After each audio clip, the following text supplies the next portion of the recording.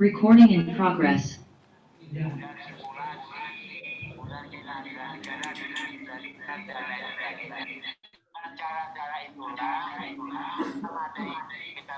Halo, Asal sudah gabung. Ya Bapak. Halo. Ya Bapak. Oh ya, videonya nyalakan Pak. Ya Pak. Ya Pak. Videonya tidak. Oh, sudah ya. Ya, sudah merekor juga Pak. Oke. Bapak videonya dinyalakan ya. Ya, siapa? Ya.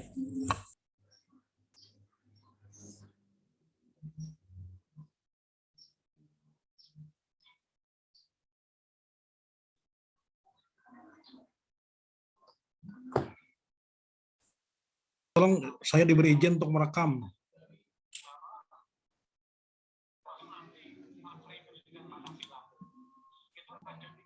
Host, saya minta izin untuk merekam.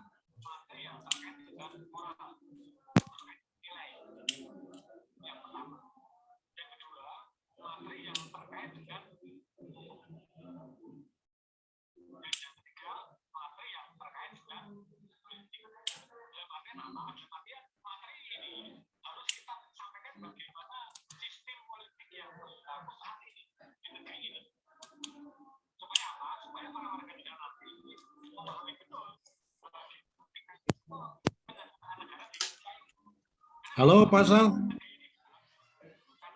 Yang.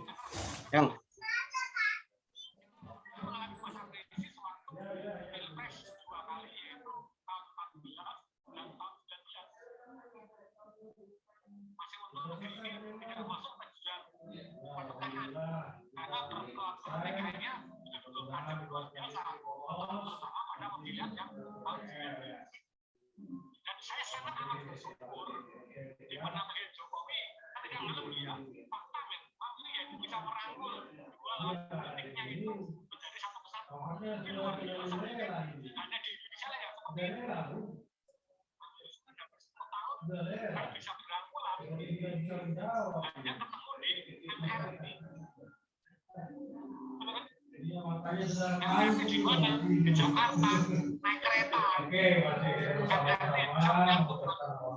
Bayangkan kalau Pak Prabowo tidak menyebut pemerintah, kemudian timbul kampanye dan sebagainya itu tidak akan hilang. Sampai sekarang masih ada. Hanya begini saya memahami. Saat ini sudah mulai kakak kusut tentang pilpres. Mengatakan kabinet Indonesia Maju mulai pecah karena muncul KIB, muncul poros PKB dan Gerindra, PDI sendiri, muncul semut merah. Assalamualaikum, selamat siang. Mohon maaf, laptopnya lagi hang tadi.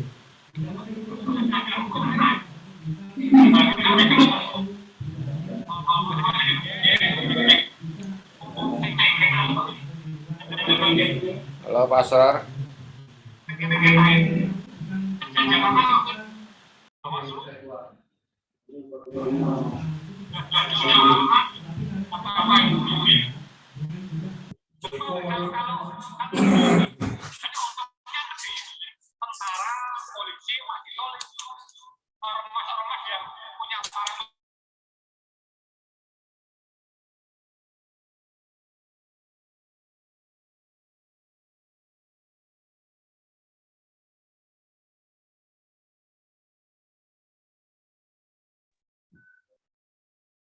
Assalamualaikum Warahmatullahi wabarakatuh. Waalaikumsalam. Saya pindah kamar 1, kamar 2, kamar deh. Harusnya ini jam berapa nih? Jam 12. Harusnya sudah istirahat ya. Tadi di room sebelah terlalu lama ya. Oke, saya mulai ya Pak Dian. Azhar. Azhar, coba sebutkan tujuan pembelajaran atau indikator capaian pembelajaran di RPP apa?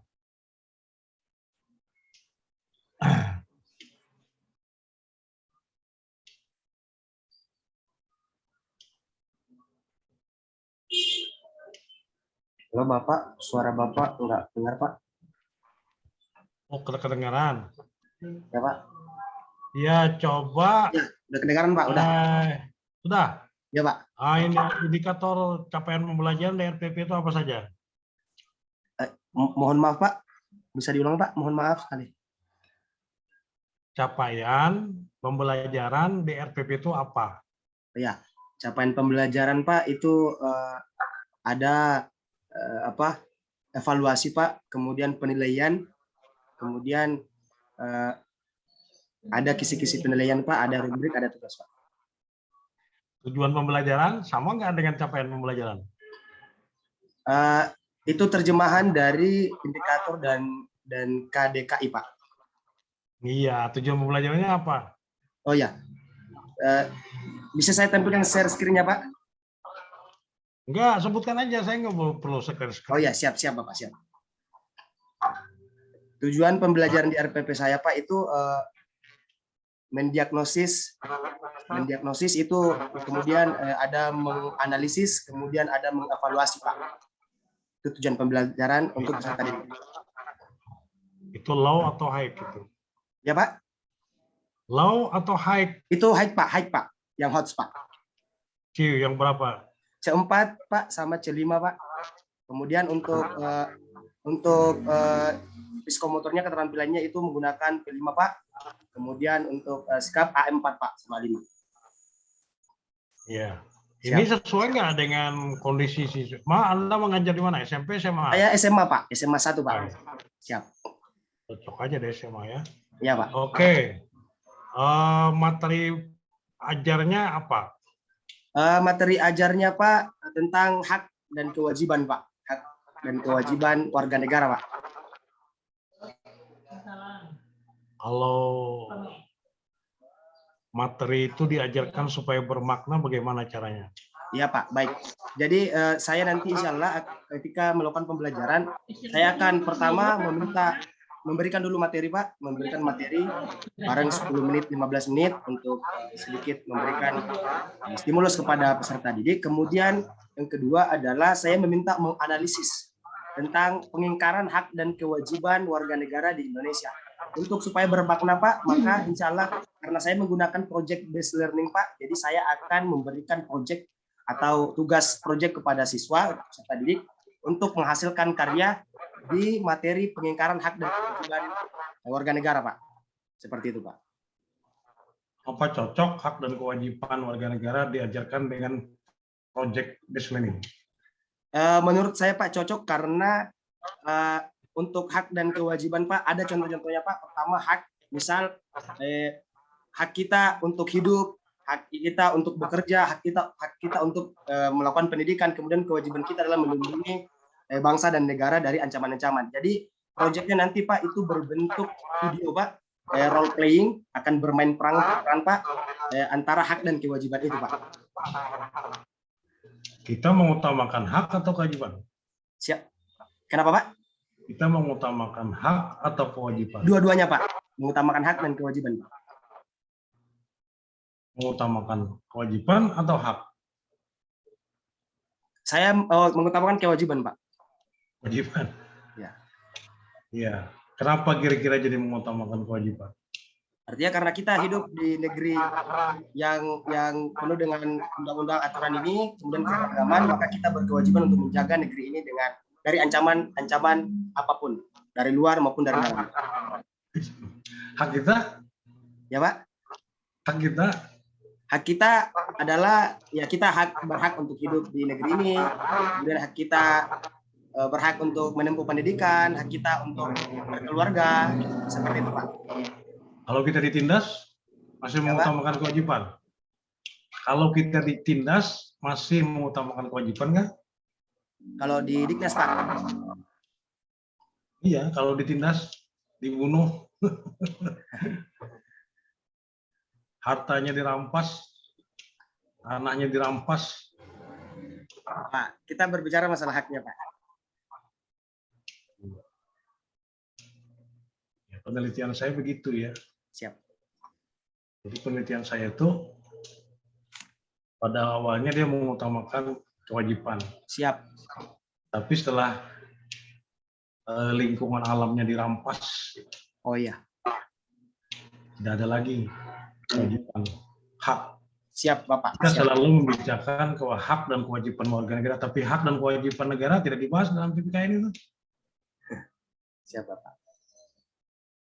Bagaimana pendapatmu? Yang dibahas di buku PPKN itu hanya hak dan kewajiban warga negara.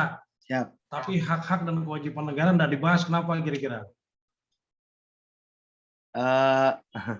Menurut saya Pak, mungkin karena kenapa membahas hak dan kewajiban warga negara? Karena kita terfokus sama rakyatnya Pak, sama masyarakatnya Pak, bukan negaranya. Ya, akhirnya warga negara yang ditindas. Iya Dapat betul. negaranya tidak. Berarti dalam PPKN itu harus di Hak negara. iya. Siap Hak Bapak. negara apa, kewajiban negara, jangan hanya menekankan Warga negara. iya, Siap. kewajiban warga negara wajib membayar pajak gitu kan. Pajaknya makin tinggi, tetapi yang mengutang siapa? Siap. Wah, ini saya belajar betul Pak ini. Terima kasih Pak. Maksudnya gitu ya, di dalam Siap. negara ini antara PKN ini mengajarkan hubungan antara negara dengan warga Warga negara. yang dibicarakan lembaga-lembaga negara, tapi terpisah dengan warga negara. Siap. Harusnya di dalamnya itu ada interaksi negara dengan warga negara, bahwa hak dan warga negara juga harus dihormati oleh negara. Betul Pak. Terima kasih Pak ilmunya Pak. Ini gimana nih di Sulawesi mana ya? Saya di Sulawesi Barat Bapak. Sulawesi Barat itu juga sama dengan Sulawesi Tenggara itu. Suaranya agak keras Pak. Nekel- Mohon maaf Pak. Prof. Nikel kalian sedang dirampas itu. Kalau kami batu bara ya, Siap Bapak. habis ya. Nanti kalau kami ini sudah kayu dan batu bara, kalau Sulawesi sekarang nikel. Nanti ya. Nah itu termasuk hak dan kewajiban negara terhadap warga Warga negara. Boleh saja mengambil nikel di Sulawesi Barat dan di Sulawesi Tenggara, tetapi kewajibannya adalah menjaga lingkungan alam. Ya. Yang kedua, harus ada juga hujan nikel itu ke rakyat di sana. Ya. Harus belajar dari Kalimantan ya. Siap Bapak. Siap. Nah itu tambahan ya untuk Siap Pak. pers material. Sekarang bagaimana cara Pak Asrari mengembangkan materi? Ya. Mengembangkan materi Pak, saya menggunakan bahan ajar dan media ajar yang kekinian Pak. Jadi saya menggunakan PowerPoint, kemudian menggunakan smartphone Pak, HP. Karena sekarang ini pelajar atau peserta didik itu sangat digandrungi dengan teknologi smartphone Pak. Maka saya akan menggunakan HP sebagai wadah atau media untuk mengembangkan materi Pak. Seperti itu Pak. Apa contohnya?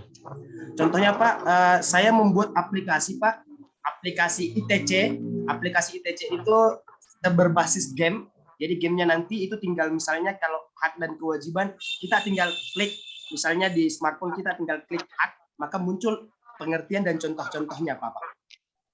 Game apa itu? Ya Pak, Aplikasinya apa?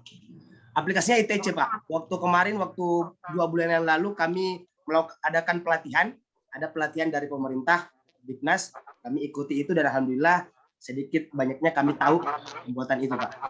Aplikasinya ITC Pak namanya Pak. tidak menggunakan TikTok.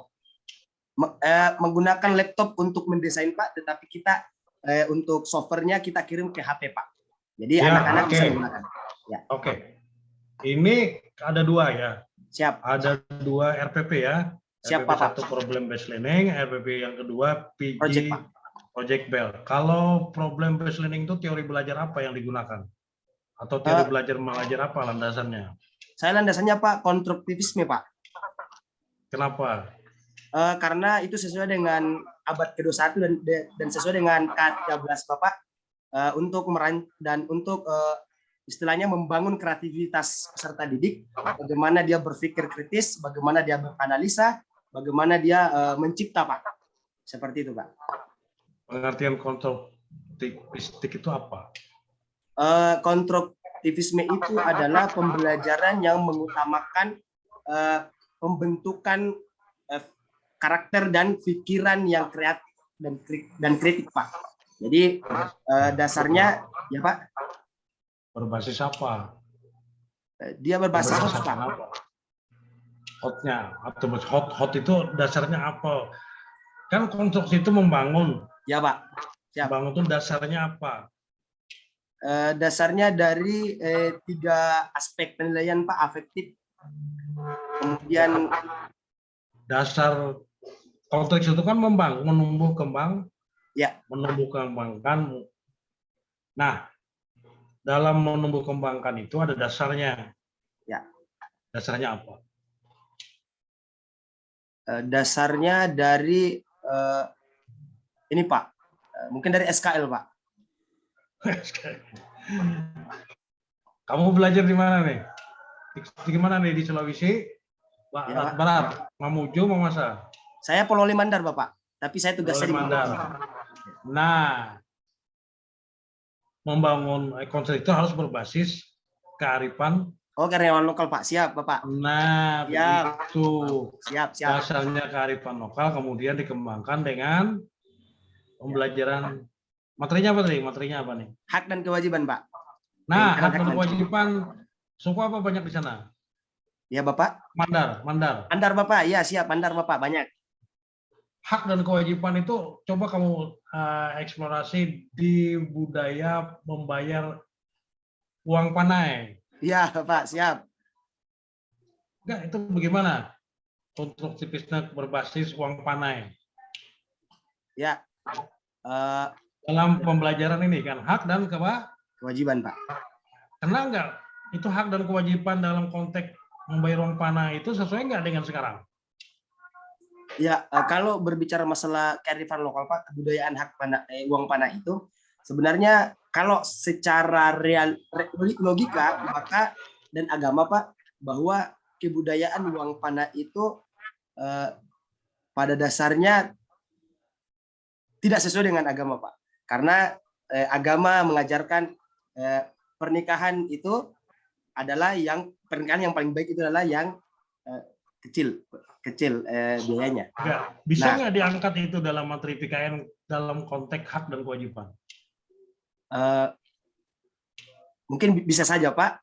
Karena di budaya Mandar, Pak, itu sebenarnya mengajarkan pemuda untuk ketika dia mau menikah maka kita uji dulu, uji kemampuan dia. Uji kemampuannya dalam bertanggung jawab, dalam mencari nafkah, maka dengan uang panai itu adalah dasar bagaimana kita melihat tanggung jawab dia, Pak. Itu kalau kearifan lokal di sini, Pak. Hak kawin. Ya. Hak seseorang berhak untuk kawin. Betul, Pak. Haknya, Pak. Iya, tetapi berkewajiban membayar uang. Membawa uang panai, Pak. Uang panai itu sesuai nggak sekarang? Kan akhirnya melanggar karena kewajiban membayar uang panai, haknya tidak terpenuhi. Oh, ya. Hak saya mau kawin, tapi uang panainya mahal. Akhirnya hak saya tidak terpenuhi karena harus Ya, ya. memenuhi kewajiban. Nah itu Ya. mana itu? Kewajiban yang lebih utama, hak yang lebih utama. Ya.